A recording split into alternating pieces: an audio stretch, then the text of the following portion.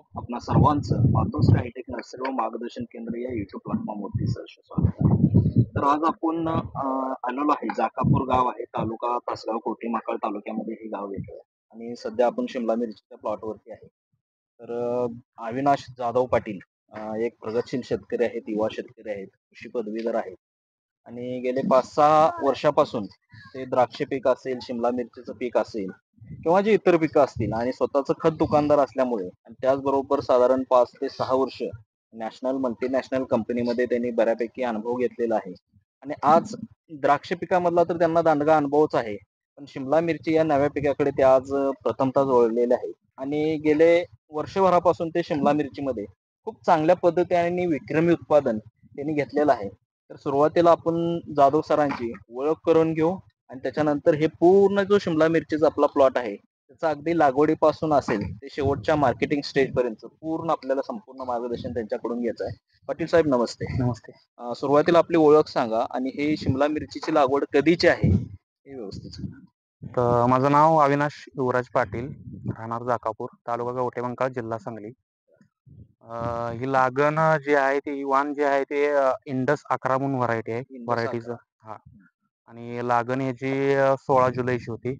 आज याचा तिसरा तोडा चालू आहे. प्रत्येक 8 दिवसाला याचा तोडा येतोय आणि त्या हिशोबानं आताही तिसरा तोडा चालू आहे आमचा. म्हणजे आता ही साधारण तिसरा तोडा चालू आहे, म्हणजे आतापर्यंत 2 तोडे झाले. तर ह्या तिसऱ्या तोड्यामधून तुम्हाला काय उत्पादन अपेक्षित आहे? उत्पादन सर्वसाधारण एक 9 टनापर्यंत निघेल, कारण रोपं आपली 35,000 रोपं आहेत. पहिला तोडा आपला 3 टनाचा निघाला होता. पहिला तोडा कमी राहतोय. दुसरा तोडा आपला 9.5 टन निघालाय आणि आता तिसरा तोडा पण 9 टन जाईल. 9 टन. म्हणजे सरासरी अजून 1-1.5 महिना प्लॉट आपला चालेल. का जास्त चालेल त्याच्यापेक्षा. आणि टोटल क्षेत्र किती आहे? क्षेत्र 2.5 एकर आहे. पूर्ण 2.5 एकर क्षेत्र आहे. बघू शकता हे पूर्ण 2.5 एकर शिमला मिरची मधला इंडस ही व्हरायटी आहे आणि साधारण 35,000 रोपं बसले याच्यामध्ये, बरोबर पाटील हा. साहेब? तर या 35,000 एकरामधून अजून 1-1.5 महिना टन चालेल, म्हणजे साधारण किती टन अजून माल निघेल? म्हणजे सरासरी ह्या पूर्ण 35,000 झाडामध्ये. आता पुढचं सेटिंग आणि पावसाच्या ह्याच्यावर पण बरंच राहते, कारण ह्या व्हरायटीला जरा करपा रोगाचा थोडा जास्त प्रादुर्भाव राहतोय करप्यामध्ये जास्त करप्यामध्ये. प्रादुर्भाव हा. होतो. त्याच्यामुळं ते पुढचं सेटिंग कसं राहील त्याच्यावरच उत्पादन राहील. अच्छा. म्हणजे आता ही 9-9 टनाचं जर समजा 2 तोडं जर आता ही व्यवस्थित गेलं, पण पुढचा तोडा थोडा कमी येतोय. आता पुढचं तुम्ही जर बघितलं तर पुढचं आता सेटिंग नवीन निघणार आहे, ती सेटिंग निघायला लागली. आता बऱ्यापैकी माल आहे. बघू शकता शिमला मिरचीला बऱ्यापैकी माल आहे आणि पाटील साहेब म्हटल्याप्रमाणे ह्याच्यावरती जास्त प्रमाणात आपल्याला करप्याचा प्रादुर्भाव असेल किंवा किडीमध्ये वगैरे जास्त कशा प्रादुर्भाव थ्रिप्सचा असेल. पण अटॅक राहतोय, पण एवढा जास्त नाही. जर पावसाचं वातावरण असेल तर थोडं थ्रिप्स कमी राहते. पण पाऊस म्हणजे पावसाचं वातावरण नाही किंवा असं ऊन जर ज्यावेळी पडते त्यावेळी थ्रिप्सचा अटॅक थोडं जास्त राहते. मग त्यात तुमचं ब्लॅक थ्रिप्स आणि तुमचा पिवळा थ्रिप्स पण जास्त राहते. आता एक किडीसाठी कुठलं जास्त औषध वगैरे म्हणा किंवा ट्रॅप वगैरे वापरतात? ट्रॅप शक्यतो नाहीत वापरले आम्ही, पण वापरायला पाहिजे तसं ट्रॅप पण. येलो ट्रॅप जर वापरला त्याचा फायदा 100% LHTP होईल. ट्रॅप मध्ये हा. चांगला रिझल्ट आपल्याला हा. भेटतो. मग तेच चालू आहेत आता. आता किडीसाठी सर मोस्टली स्प्रेइंग वरती जास्त प्रमाणात आपल्याला भर दिलेली होती. त्याचबरोबर ही कंपाऊंड नेट वगैरे आपण मारून घेतले, म्हणजे ह्याचा काय रिझल्ट बेनिफिट काय आहे आपल्याला? म्हणजे कसं सुरक्षेसाठी मारलंय का दुसरं काय अजून आपल्याला याच्यामध्ये फक्त बेनिफिट एकाच आहे? साईडला तेवढं मारून घेतलंय, म्हणजे वाराचं प्रमाण थोडं जास्त होतं तिकडच्या साईडनं. त्याच्यामुळं ज्यावेळी नवीन लागण केली त्यावेळी झाड म्हणजे रोप जास्त हलत होतं. जेवढं रोप वारं जेवढं थटणार त्याला किंवा हलणार त्या हिशोबाने त्याची वाढ कमी होते. जेवढं रोप स्थिर तेवढी वाढ चांगली. त्याच्यामुळे ती नेट तिकडच्या साईडला मारून घेतलं होतं. पूर्ण प्लॉटला नाही ते. आता सुरुवातीला लागवडीपासून हम्म. ते जवळपास मला वाटतं आता हा तिसरा महिना संपत आलाय आपला हम्म. आणि आतापर्यंत किती खर्च आलाय? म्हणजे अगदी रोपांचा असेल, मल्चिंग पेपर असेल, ड्रिपचा असेल किंवा जे इतर स्प्रेइंग साठी खर्च असतील, एकरी 3 लाख रुपयाच्या आसपास जाते. म्हणजे हे आपलं टोटल क्षेत्र किती?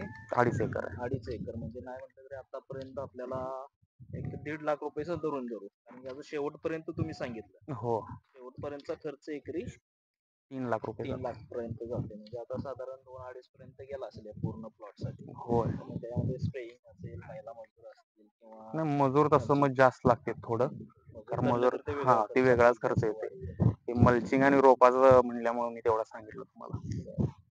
बघू शकता महिला कामगार आहेत. महिला कामगाराच्या माध्यमातून आज मिरचीचा तिसरा तोडा आहे आणि सरांना पाटील साहेबांना नाही म्हटलं तरी आजच्या तोड्यातून 9 टनाची अपेक्षा आहे. सध्या आता मार्केट काय चालू आहे? मार्केट 40 ते 45 रुपये चालू आहे. आता चालूला 40 ते 45 आहे. पहिले जे 2 तोडे झाले ते साधारण आपल्याला किती मार्केट भेटलं? पहिला तोडा 39 रुपये भेटलं होतं. दुसरा तोडा 46 रुपये भेटलं होतं. आता हे तिसरा तोडा चालू आहे. आता तिसरा मार्केट सुद्धा तुम्हाला साधारण 45 पर्यंत अपेक्षित 40 ते 45 सरासरी भेटून जाईल. म्हणजे अजून महिना दीड महिना प्लॉट चालला तर ह्या पूर्ण प्लॉट मधून किती उत्पादन अपेक्षित म्हणजे टनामध्ये सांगायला गेलं आणि रुपयामध्ये जर सांगायला गेलं तर काय आपल्याला? तसं टनामध्ये मी का लावू शकत नाही, वातावरणावर राहणार आहे. कारण 13 ऑक्टोबर पर्यंत कदाचित पाऊस राहण्याची शक्यता आहे. आजचं वातावरण समजा क्लिअर आहे, पण उद्यापासून परत पावसाचं वातावरण राहणार आहे. त्याच्यामुळे ती करपा, अटॅक किती होणार, सेटिंग किती होणार ह्याच्यावर आहे सगळं ते. आता हे वातावरण बदलाचं असेल याचा फटका जास्त बसू शकतो 100%. कारण की आपला हा तोडा सुद्धा बऱ्यापैकी लांबला आहे. होय. कारण की हा तोडा आपला मागच्या 5-6 दिवसापूर्वी व्हायला पाहिजे होता. 4 दिवसाच्या आधी व्हायला पाहिजे होता, पण पावसामुळं पुढे लांबला गेला. आणि बरेचसेच आपण बघू शकतात जवळपास 30-35 कामगार आहेत आणि 30-35 कामगारांच्या माध्यमातून आजचं कटिंग चालू आहे. सरांना तिसऱ्या तोड्यामध्ये आपल्याला 9 टन आहेत. तिकडच्या कोपऱ्यामध्ये आपल्याला पॅकिंग वगैरे शिमला मिरचीचं चाललेलं आहे. जवळपास 4 आपले पिकअप त्या ठिकाणी लागलेले आहेत. आणि खूप चांगल्या पद्धतीने सर अगदी प्रयोगशील शेतकरी आहेत. वेगवेगळे तंत्रज्ञान असेल, वेगवेगळ्या गोष्टी असतील ते आपल्या प्लॉटवरती इम्प्लिमेंट करत असतात आणि त्याच्या माध्यमातून ते आज चांगले विक्रमी उत्पादन घेतात. आणि सरांच्या मार्गदर्शनाखाली असे बरेचसे 30 एकर शिमला मिरचीचे प्लॉट आहेत की सर त्यांना चांगल्या पद्धतीने मार्गदर्शन करतात. आणि फक्त शिमला मिरचीच नाही तर सर द्राक्ष उत्पादनाच्या बाबतीत सुद्धा तुम्हाला हा आपला शिमला मिरचीचा जो प्लॉट आहे किंवा ही शिमला मिरचीचं जे सरांनी घेतलेलं जे उत्पादन आहे आणि हे व्हिडिओच्या माध्यमातून आपल्याला कसं वाटलं कमेंटच्या माध्यमातून जरूर सांगा. आणि आपला चॅनल ज्याही शेतकरी बांधवांनी अजून सबस्क्राईब केलं नसेल तर त्या शेतकरी बांधवांनी चॅनल जरूर सबस्क्राईब करावे. धन्यवाद. धन्यवाद. चांगलं झालं सर.